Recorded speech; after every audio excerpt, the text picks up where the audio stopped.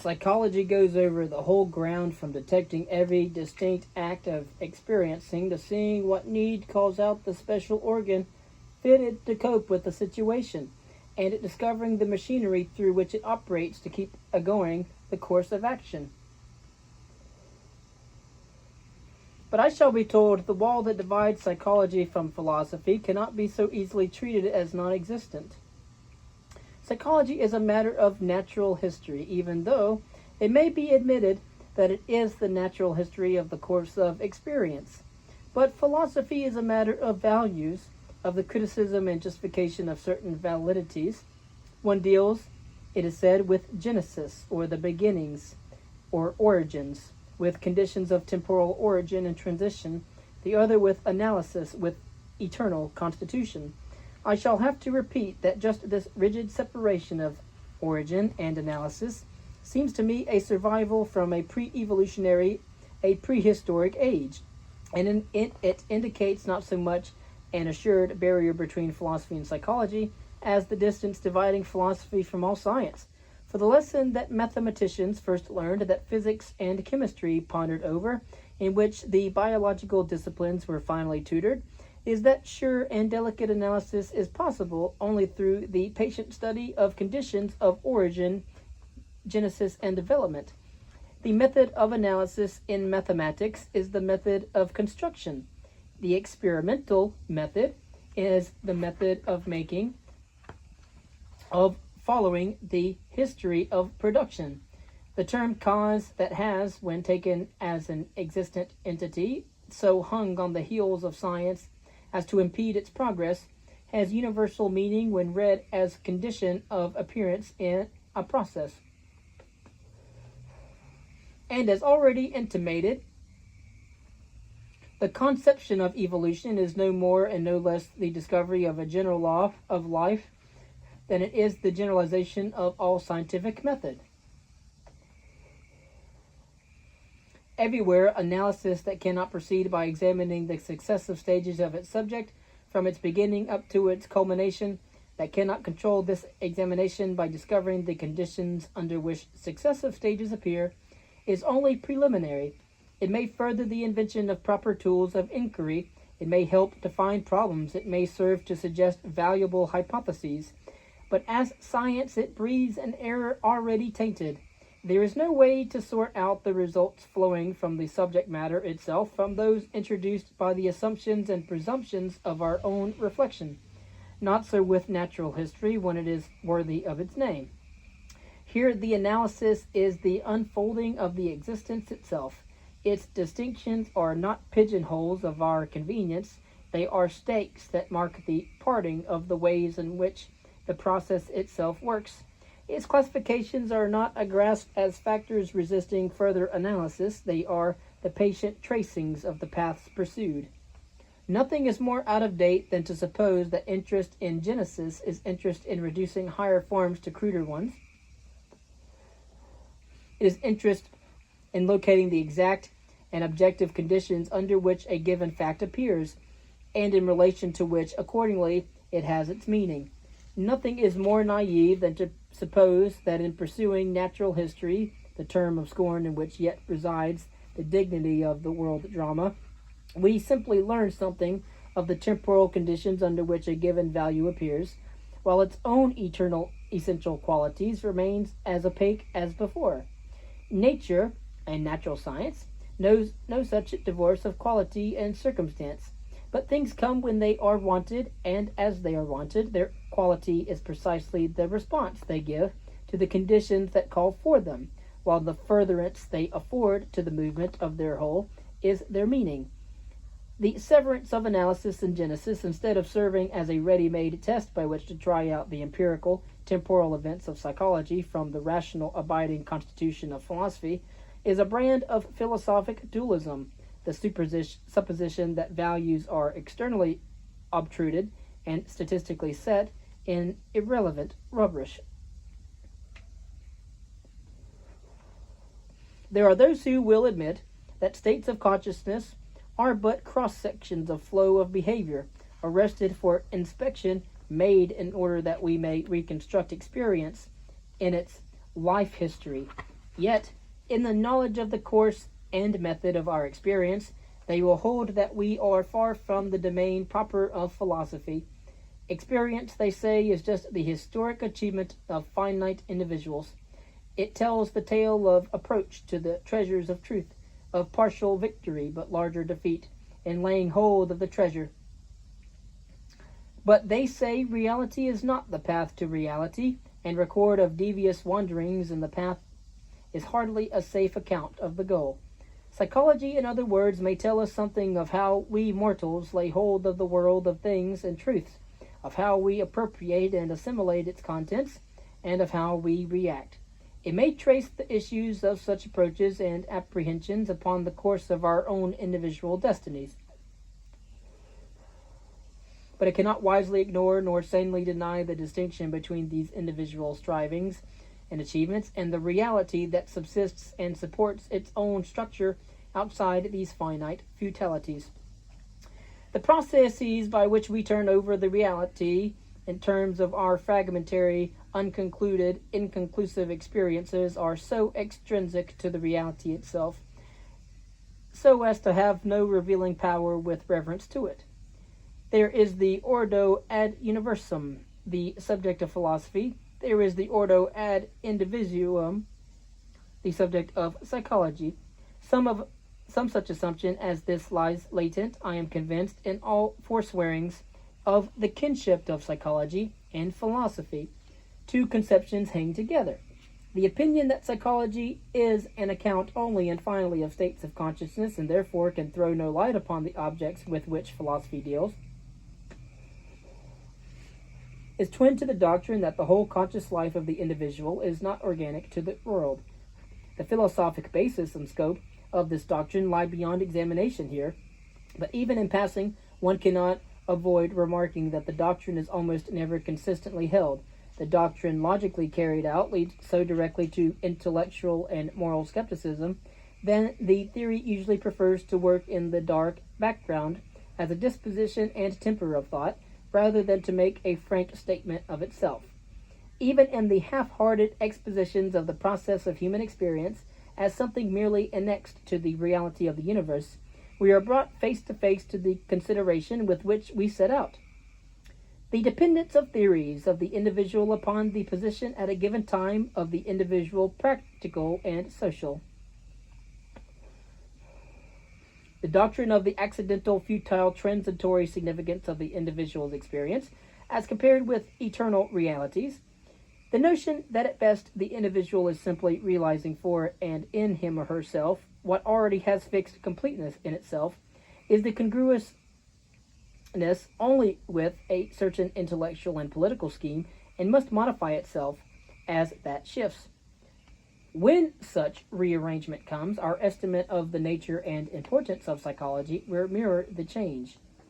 When man's command of the methods that control action was precarious and disturbed, when the tools that subject the world of things and forces to use and operation were rare and clumsy, it was unavoidable that the individual should submit his perception and purpose blankly to the blank reality beyond.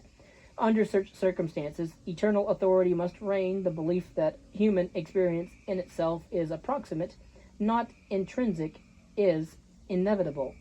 Under such circumstances, reference to the individual, to the subject, is a resort only for explaining error, illusion, and uncertainty. The necessity of external control and external redemption of experience reports itself in a low valuation of the self, and of all the factors and phases of experience that spring from the self.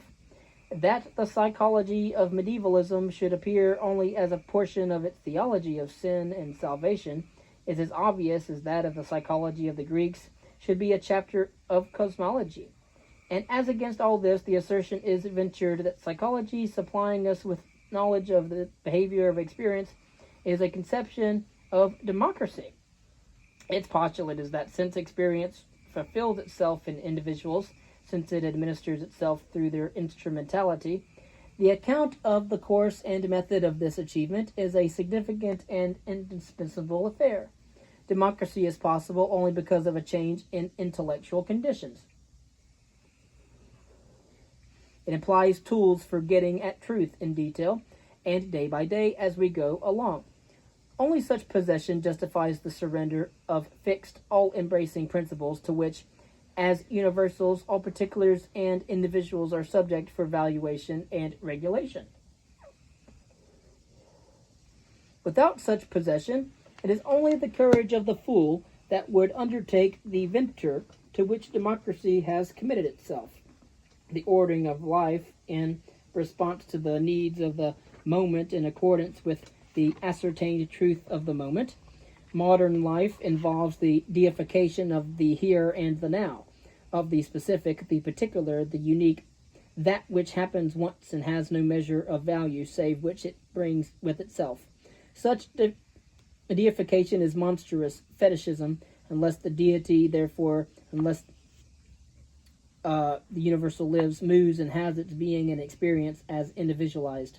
This is perhaps a suitable movement to allude to the absence in this discussion of reference to what is sometimes termed rational psychology, the assumption of a separate, substantiated, or substantialized ego, personality, or whatever, existing side by side with particular experiences and states of consciousness, acting upon them and acted by them.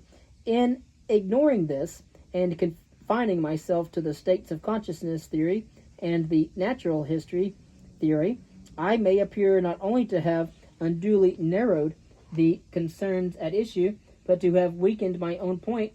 As this doctrine seems to offer a special vantage ground whence to defend the close relationship of psychology and philosophy. The narrowing is, if such it be, will have to pass from limits of time and other matters, but the other point I cannot concede. The independently existing personality restricts and degrades individuality, making of it a separate thing outside of the full flow of things, alien to things experienced, and consequently in either mechanical or miraculous relations to them.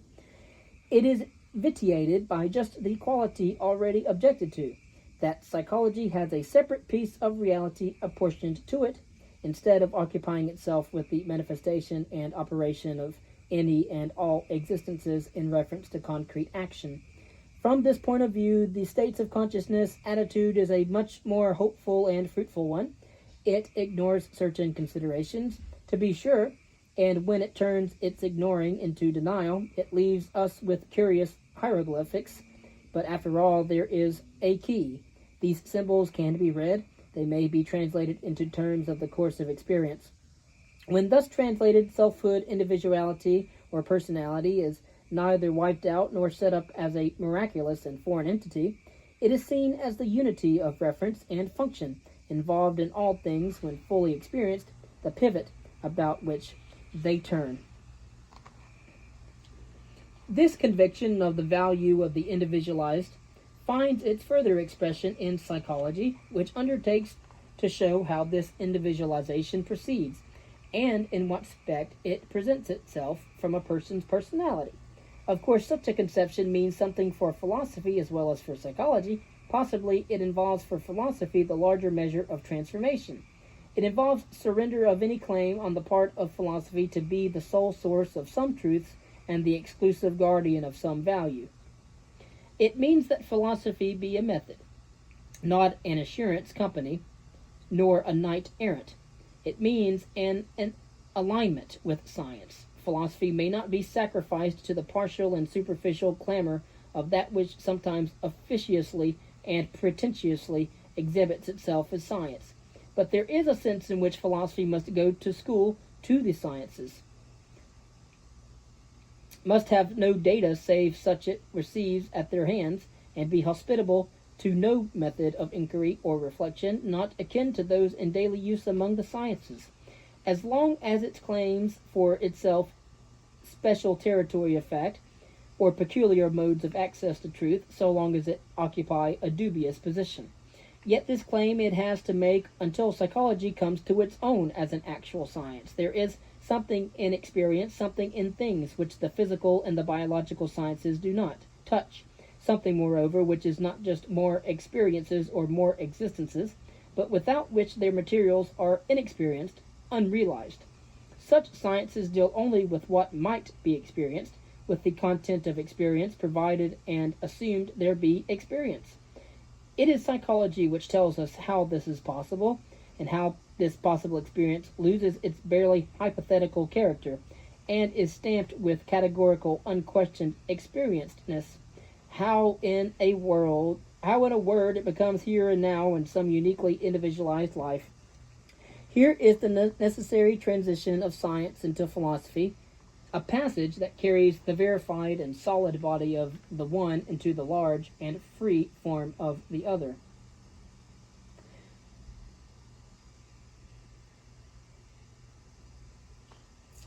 I have let this paper stand, much is written, though now conscious that much more is crowded into it than could properly be presented in one paper.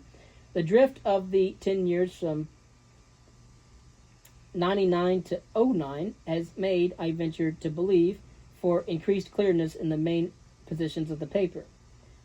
The revival of a naturalistic realism, the denial of the existence of consciousness, the development of functional and dynamic psychology, accompanied by aversion to interpretation of functions as faculties of a substance. All of these tendencies are sympathetic with the aim of the paper. Of course, this is written in 1899 and 1909, so almost over 100 years ago, 120 years ago.